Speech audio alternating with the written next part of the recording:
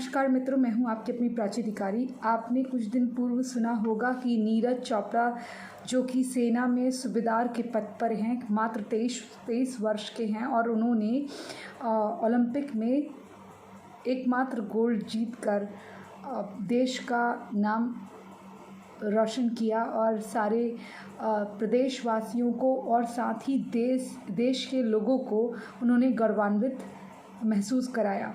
लेकिन इसके पीछे की कुछ संघर्ष की ऐसी कहानियाँ हैं, कुछ ऐसे अंश हैं जो बड़े अनछुए हैं। हो सकता है कि अन्य चैनलों ने भी आपको इसके बारे में सूचना दी हो, लेकिन मुझे लगता है कि मैं क्यों पीछे रहूं। अगर ऐसी प्रेरणादायक कहानी है तो वह हमें भी आपको बतानी चाहिए, जिससे हम प्रेरणा लेते हैं। 87.58 मीटर का जो ये थ्रो था, जिसने भारत को पदक दिलाया टोक्यो ओलंपिक्स में 2021 में। लेकिन इससे पहले भी ये खांडवा में जन्मे, संयुक्त परिवार में जन्मे नीरज चोपड़ा जब बचपन में बहुत मोटे थे तो जिम जाया करते थे, जहाँ से इनकी शुरुआत हुई। परिवार ने कहा ये तो काफ़ी वज़नी बच्चा है हमारा, क्यों ना हम इसे जिम भेजें और हो सकता है इसकी सेहत में सुधार हो और ये न केवल स्वास्थ्य के लिए अच्छा होगा बल्कि हमारा बेटा फिट हो जाएगा। लेकिन सामने के ही मैदान में, जहाँ वो जिम जाते थे, वहीं सामने के एक मैदान में सीनियर खिलाड़ी ये जेवलिन खेला करते थे और ये जितने भी बच्चे लोग थे ये उठा के उसे लाया करते थे। उसमें से एक नीरज चोपड़ा भी थे। तो ऐसा जब वो उठा के लाया करते थे, एक असिस्ट किया करते थे, असिस्टेंट की तरह उन्हें सीनियर लाइक अपने सीनियर से जैसे सीखते हैं, तो उनकी भी एक रुचि जागने लगी। क्यों, ये तो बड़ा अच्छा खेल है, मुझे भी करना चाहिए। और इसमें चुस्ती फुर्ती, आपको पता है कि फेंकने के लिए एक अलग सा एक एकाग्रचित प्लस उसके साथ आपकी एक लगन की लक्ष्य साधना है और यहाँ तक भेदना है इसको, फेंक जहाँ तक भाला जाए, वो तरह की रणनीति अपनानी ही। तो ये हर किसी की बस की बात नहीं होती। लगता तो बहुत इजी है, लेकिन जब फेंकते हैं तो काफ़ी टफ रहता है फेंकना, कि काफ़ी दूर तक जाना बहुत मुश्किल होता है। तो नीरज चोपड़ा ने ऐसे ही शुरुआत की, उनकी इच्छा जागी। तो एक दिन क्या हुआ, जब इच्छा जागी तो पहले किसी ने सीरियसली इतना लिया नहीं, लेकिन एक बार जब वहीं पर सीनियर खिलाड़ियों के सामने उन्होंने कहा कि चलो आओ, तू तो इतना छोटा बच्चा है, आज ज़रा देखते हैं तुझे भी। तो उन्होंने जैसे बच्चे कहते हैं ना कि मैं करूँगा, मैं खेलूँगा, तो उन्होंने सोचा चलो यार एक बार चांस दे देते। जैसे बैट बॉल में एक बार चल इसको 2 बॉल खिला ले, वैसे ही आजा तू भी जेवलिन एक बार डाल ले। तो उन्होंने जब वो भाला फेंका, जिसे हम हिंदी में भाला बोल सकते हैं जेवलिन को, हमारी भाषा में वो इजी रहेगा। जेवलिन बोलना थोड़ा टफ हो रहा है क्योंकि हम भी हिंदुस्तानी हैं, भारतीय हैं, और हमारे लिए भाला कहना इजी है। तो उन्होंने वो जेवलिन उठाया, भाला उठाया, अंग्रेज़ी भाला उठाया और उसे दाग दिया। तो वो काफ़ी अच्छी दूरी तक गया, जो कि उनकी आयु के हिसाब से काफ़ी अच्छा था उनका काफ़ी अच्छा था। तो कोच ने क्या करा, उनकी प्रतिभा देखी और वो पहचान गए कि भैया ये कोई भविष्य का अच्छा खिलाड़ी है, इसे हमें इसकी प्रतिभा को मद्देनज़र रखते हुए से एक बार इसके माता पिता से बात करनी चाहिए। क्योंकि भाई जो अंडर एज लड़का होता है उसके लिए तो एक बार माँ बाप से बात करी जाती है ना, बिना उनके तो परमिशन के हो नहीं सकता। बिना उनके परमिशन के तो आदमी को पासपोर्ट ना मिले। एक जो कहने में आता है कि गार्जियन के सिग्नेचर ज़रूरी होते हैं, वैसे ही इन्होंने ये खांडवा का जो लड़का था, इनको कोच ने पहचान लिया। इनके माता पिता से बात करी, वो मिलने आए। परिवार ने भी मंशा बना ली कि हाँ हमारा बेटा जेवलिन खेलेगा, कि हाँ अगर ऐसी प्रतिभा है तो ठीक है।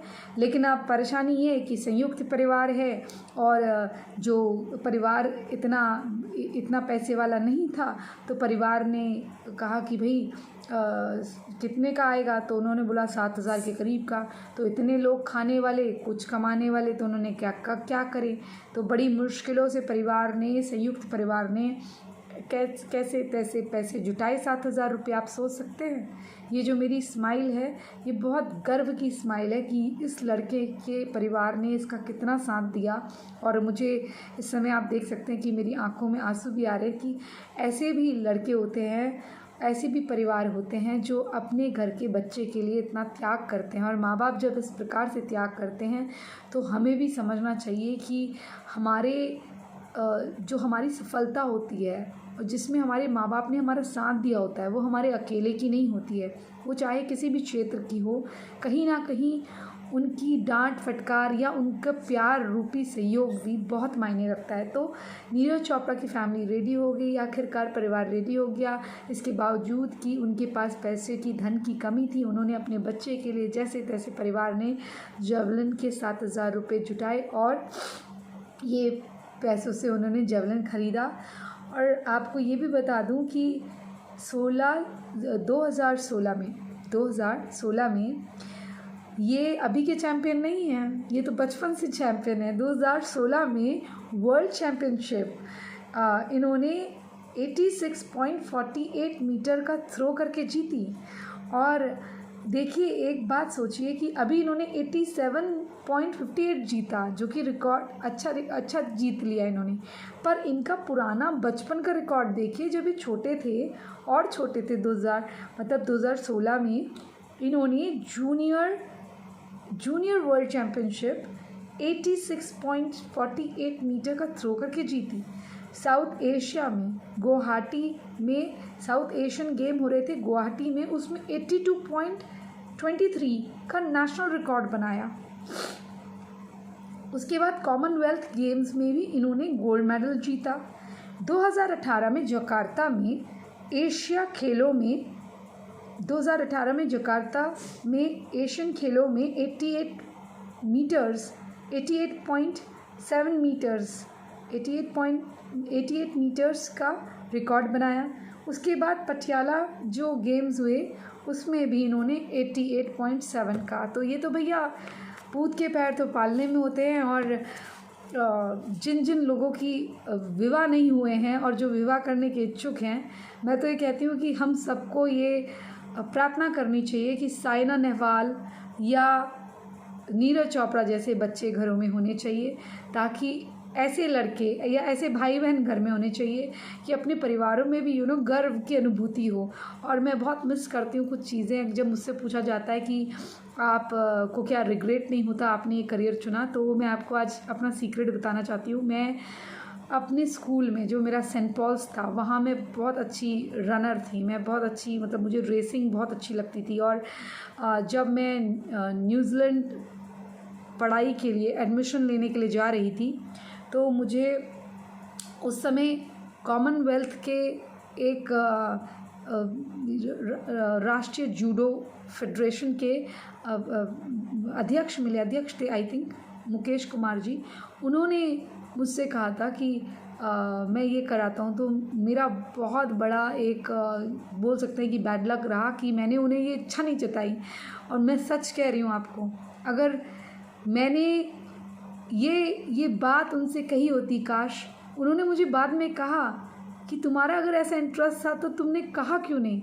और आई स्वेयर टू गॉड, मुझे इतना अच्छा स्टैमिना है मेरा रनिंग में। अब आई डोंट नो अब कैसा है, लेकिन रनिंग में मेरा बहुत अच्छा स्टैमिना है। हालांकि मैं 10 किलोमीटर 15 किलोमीटर भाग सकती हूँ ट्रेडमिल में, लेकिन अभी वैसे भागना नहीं हो पा रहा है। आप यकीन मानिए, मुझे चलना बहुत अच्छा लगता है।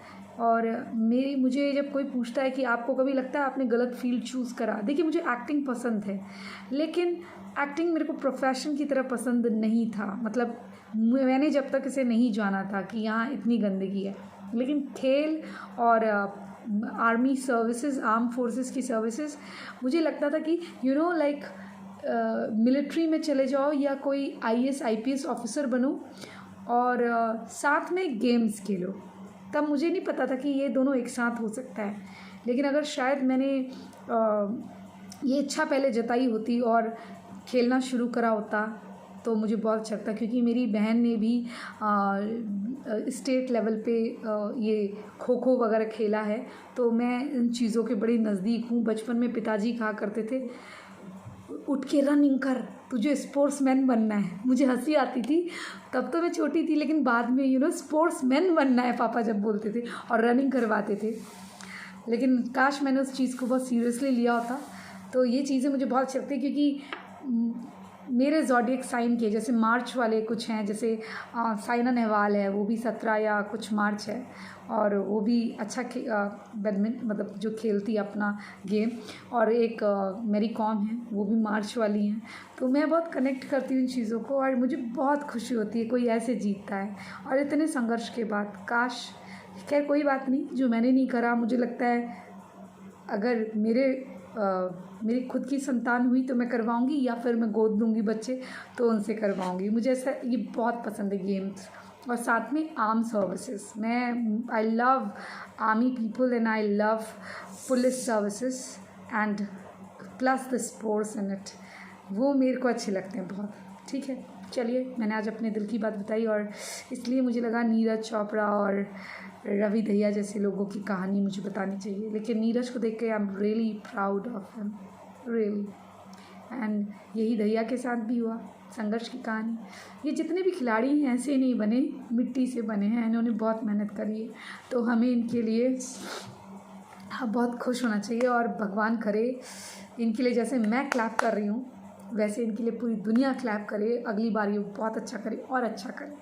भगवान इन्हें दिन दुगनी रात चौगनी तरक्की दे। इसी संदेश के साथ इन खुशियों को आपके साथ साझा करते हुए, और ये कोई गम के आंसू नहीं है, बहुत खुशी के आंसू हैं, इन खुशियों को आपके साथ साझा करते हुए आप कमेंट में लिख के बताइएगा कि ये खबर आपको कैसी लगी, और मेरी बात जान के और मेरा सीक्रेट जान के आपको कैसे लगा।